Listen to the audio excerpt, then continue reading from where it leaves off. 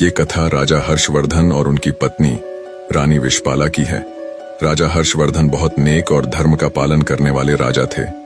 वही रानी विशपाला एक अत्यंत रूपवती और पतिव्रता नारी थी। उनकी जिंदगी बहुत अच्छे से चल रही थी। फिर एक दिन समय ने करवट ली और उन्हें अपनी जिंदगी के बहुत भयानक दौर से गुजरना पड़ा। स्वर्गलोक में एक बार शनि देवता और लक्ष्मी जी की कहासुनी हो गई।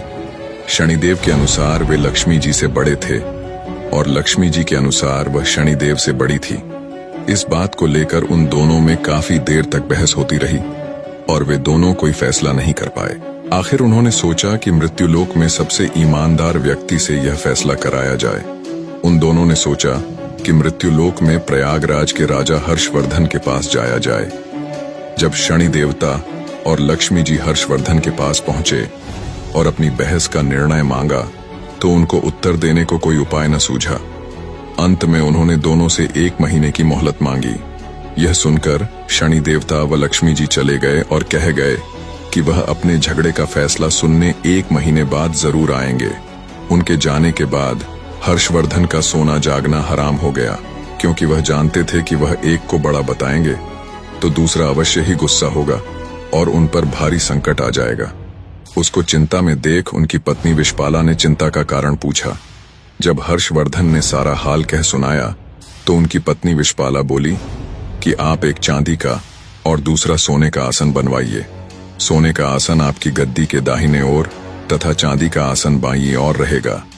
जब लक्ष्मी जी और शनिदेव आएंगे तो लक्ष्मी जी आपके दाहिने तरफ का आसन ग्रहण करेंगी, क्योंकि वे माता स्वरूप हैं, और शनिदेव बाईं तरफ का आसन ग्रहण करेंगे। आप उनके किसी प्रश्न का उत्तर न दें, और जब वह बहुत पूछें कि क्या बात है तो आप उनसे कह दें कि आप लोगों ने स्वयं ही अपना फैसला कर लिया है। 1 महीने बाद जब लक्ष्मी जी और शनिदेव आए तो वैसे ही हुआ जैसे रानी विशपाला ने कहा था। लक्ष्मी ने दाईं तरफ सोने का आसन ग्रहण किया और बाईं तरफ शनिदेव बैठे। जब उन्होंने फैसला मांगा और अत्यधिक जोर दिया तो राजा ने वही उत्तर दिया जो रानी ने बताया था। यह सुनकर शनिदेव गुस्सा होकर चले गए। लक्ष्मी जी ने जाते जाते हर्षवर्धन से कहा कि संकट तो जरूर आएगा, परंतु मैं तुम्हारे साथ हूं। जल्दी ही शनि देवता के प्रकोप से प्रयागराज में बहुत भयंकर अकाल पड़ा। लोग भूखे मरने लगे। यह दशा हर्षवर्धन से देखी न गई। कोई उपाय न मिलने पर आखिरकार लगभग 1 साल के बाद उन्होंने अपने राज्य को त्यागने का निश्चय कर लिया। एक रात को वह अपनी पत्नी के साथ राज्य को छोड़कर निकल पड़े। साथ में उन्होंने एक पोटली में हीरे जवाहरात मुसीबत के समय काम आने के लिए ले लिए। जैसे ही हर्षवर्धन विशपाला के साथ निकले, बहुत ही भयंकर आंधी तूफान आ गया और चारों ओर अंधेरा छा गया। आंधी तूफान में दोनों रास्ता भटक जाने के डर से एक जगह खड़े हो गए। तभी लक्ष्मी जी एक छोटी सी लड़की का रूप धारण करके आई और लालटेन की सहायता से उन दोनों को नदी के किनारे तक पहुंचा दिया। हर्षवर्धन अपनी पत्नी के साथ नदी के किनारे पहुंच गए, परंतु अब नदी पार करने की समस्या उत्पन्न हो गई। इतने में एक बूढ़ा नाविक नाव खेता हुआ उस तरफ आया। हर्षवर्धन ने निवेदन किया कि वह उनको नदी के किनारे पहुंचा दे। नाविक बोला कि उसकी नाव बहुत हल्की है, इसलिए एक एक करके ही वह उनको पार करा सकता है। राजा ने उसकी बात मान ली। पहले वह रानी को पार ले गया, फिर राजा हर्षवर्धन को और अंत में गहने की उस बड़ी सी पोटली को।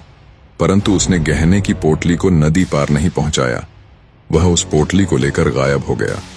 हर्षवर्धन थोड़ी देर तो नाविक और पोटली का इंतजार करते रहे, परंतु जब उन्होंने देखा कि नाविक नहीं आया तो वे समझ गए कि वो बूढ़ा नाविक कोई और नहीं बल्कि शनिदेव ही थे।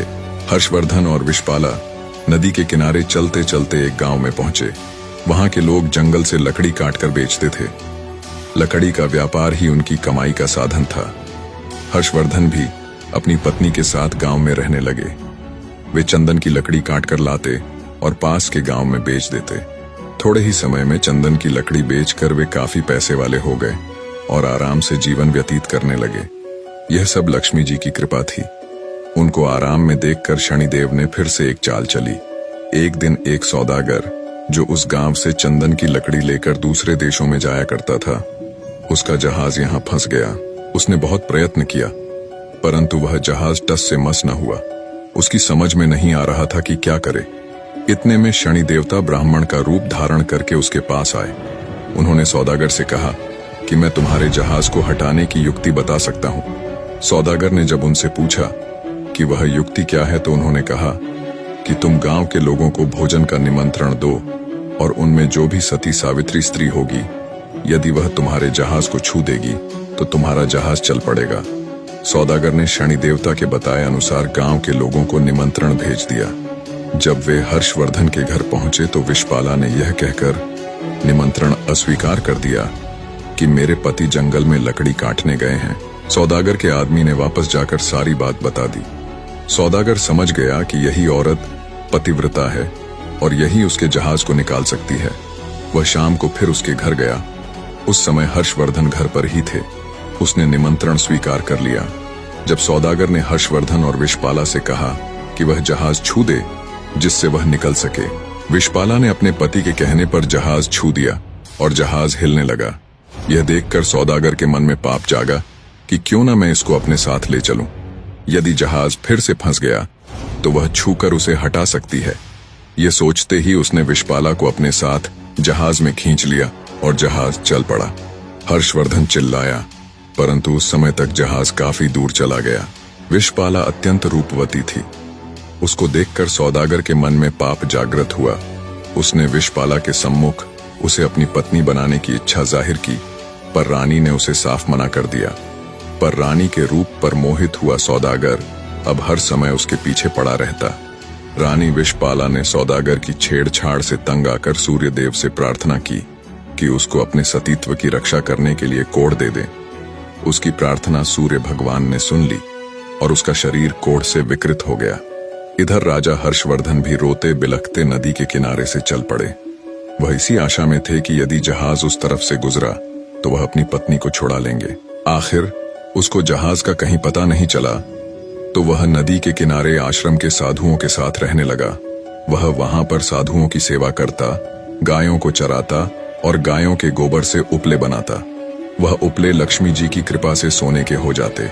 इस प्रकार कुछ ही दिनों में उसके पास ढेर सारी सोने की ईंटें हो गईं। एक दिन वही सौदागर जो हर्षवर्धन की पत्नी को ले गया था, उसका जहाज वहां पर आया। हर्षवर्धन ने सौदागर को पहचान लिया। उसने सौदागर को ईंटें दिखाकर कहा कि यदि सौदागर उसको साथ ले चलेगा तो वह ईंटें उसे दे देगा। सौदागर ने भी हर्षवर्धन को पहचान तो लिया था, परंतु सोने की ईंटों के लालच में अपने जहाज में बैठा लिया। जब जहाज चल पड़ा तो कुछ ही दूर जाने पर सौदागर ने हर्षवर्धन को नदी में फेंकवा दिया। हर्षवर्धन की चीख पुकार विषपाला को सुनाई दे गई। उसने एक काठ का टुकड़ा समुंदर में फेंक दिया। उस काठ के टुकड़े के सहारे हर्षवर्धन एक पुल पर पहुंचा, जहां आते जाते जहाज से चुंगी यानी कर लिया जाता था। अनजान व्यक्ति को वहां देख वहां कामगारों ने उससे पूछा कि वह कौन है और कहां से आया है। तो हर्षवर्धन ने कहा कि वह एक अत्यंत दुखी आदमी है। वहां के लोग उसको राजा के पास ले गए। राजा ने परिचय मांगा तो हर्षवर्धन ने बताया कि वो एक दुखियारा व्यक्ति है जो ऐसे दर दर भटकता है। उसने राजा के सामने दया याचिका कर कोई छोटी मोटी नौकरी देने की मांग की। राजा भी एक दयालु व्यक्ति था। उसने उसे वहां के बगीचे का माली बना दिया। उस राज्य के राजा के यहाँ संतान के रूप में इकलौती पुत्री थी, जिसके लिए नित्य फूलों का सुंदर गजरा बनाकर मालिन लेकर जाती थी। एक दिन राजकुमारी ने मालिन से पूछा कि आजकल गजरे कौन बनाता है, वे अत्यंत सुंदर होते हैं। मालिन ने राजकुमारी को बताया कि एक नया नौकर है जो गजरे बनाता है। राजकुमारी ने उसे देखने की इच्छा प्रकट की। जब उसने राजा हर्षवर्धन को देखा तो वह उस पर मोहित हो गई और हर्षवर्धन से ब्याह करने की हठ पकड़ ली। राजा ने बहुत मना किया, परंतु जब राजकुमारी नहीं मानी तो उन्होंने लाचार होकर दोनों का ब्याह कर दिया और जंगल में एक मकान रहने को दे दिया। कुछ दिन बीत गए तो हर्षवर्धन ने राजकुमारी से कहा कि ऐसे बेकार बैठे रहकर मेरा मन नहीं लगता। तुम अपने पिता से कहो कि मेरे को जहाजों की चुंगी का ठेका दे दें। राजकुमारी ने अपने पिता से यह प्रस्ताव रखा तो राजा ने प्रस्ताव स्वीकार कर लिया। हर्षवर्धन अब आने वाले जहाजों से चुंगी लेता। ऐसे ही 7 वर्ष बीत गए। शनिदेव का प्रभाव खत्म होने को आया। एक दिन सौदागर का जहाज वहीं आया। हर्षवर्धन ने उस जहाज को रोक लिया और उसे वहां से जाने नहीं दिया। सौदागर क्रोधित हो राजा के पास शिकायत लेकर गया और विनती की, महाराज जो भी आपका कर है वो मैं हमेशा अदा करता हूँ, फिर भी मेरे जहाज को क्यों रोका गया? राजा ने जब हर्षवर्धन से पूछा कि वह सौदागर के जहाज को क्यों नहीं जाने देता, तो हर्षवर्धन ने बताया कि महाराज, इस सौदागर के पास मेरी सोने की ईंटें हैं जो इसने मुझसे चुराई है।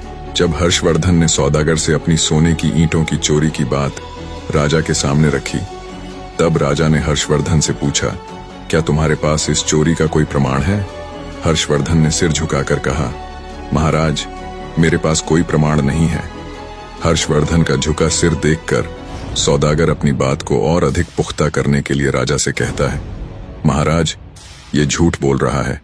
मैं शपथ लेता हूं कि सोने की ईंटें मेरी हैं। राजा सोच में पड़ जाता है। तभी एक तेज गर्जना के साथ शनिदेव प्रकट होते हैं और गुस्से में सौदागर की तरफ देखते हैं।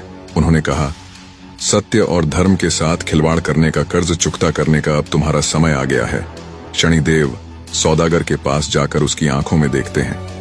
अचानक सौदागर जमीन पर गिरकर कांपने लगता है। वह पसीने से तरबतर होकर चिल्लाता है, मुझे माफ कर दो, मैंने झूठ बोला था, ये सोने की ईंटें मेरी नहीं है। इतना कहने के बाद सौदागर के शरीर से एक अजीब सा धुआं उठता है और वह वहीं राख में बदल जाता है। राजा और दरबार के लोग स्तब्ध रह जाते हैं। किसी को समझ नहीं आता कि क्या हुआ। तभी शनिदेव हर्षवर्धन के पास जाकर उनको प्रणाम करते हुए कहते हैं, राजा हर्षवर्धन, तुम्हारे सत्य और धैर्य ने मुझे पराजित कर ही दिया। तभी एक बार फिर से तेज प्रकाश होता है और तेज प्रकाश के साथ लक्ष्मी जी प्रकट होती है। मां लक्ष्मी जी हर्षवर्धन को आशीर्वाद देते हुए कहती हैं, तुम्हारे त्याग, धैर्य और धर्म का पालन करने के कारण मैं तुम्हें अखंड समृद्धि का आशीर्वाद देती हूँ। तुम्हारा राज्य फिर से समृद्ध होगा। आशीर्वाद देकर लक्ष्मी जी और शनिदेव दोनों अंतर्ध्यान हो जाते हैं। राजा के आश्चर्य की कोई सीमा नहीं थी। वह हर्षवर्धन के पास आकर कहते हैं, तुम कोई साधारण पुरुष नहीं हो सकते। तब हर्षवर्धन उसे पूरा किस्सा बताते हैं। राजा सहित पूरा दरबार हर्षवर्धन की धर्मपरायणता का गुणगान कर रहा था। राजा ने हर्षवर्धन की पत्नी रानी विषपाला को आदरपूर्वक जहाज से पालकी में बुलाया। रानी विषपाला ने पुनः सूर्य भगवान से प्रार्थना करके अपना पूर्व रूप मांग लिया। राजा ने आदरपूर्वक हर्षवर्धन के साथ अपनी बेटी को और रानी विषपाला को भी, जिसको उसने अपनी बेटी मान लिया था, प्रेम पूर्वक विदा किया।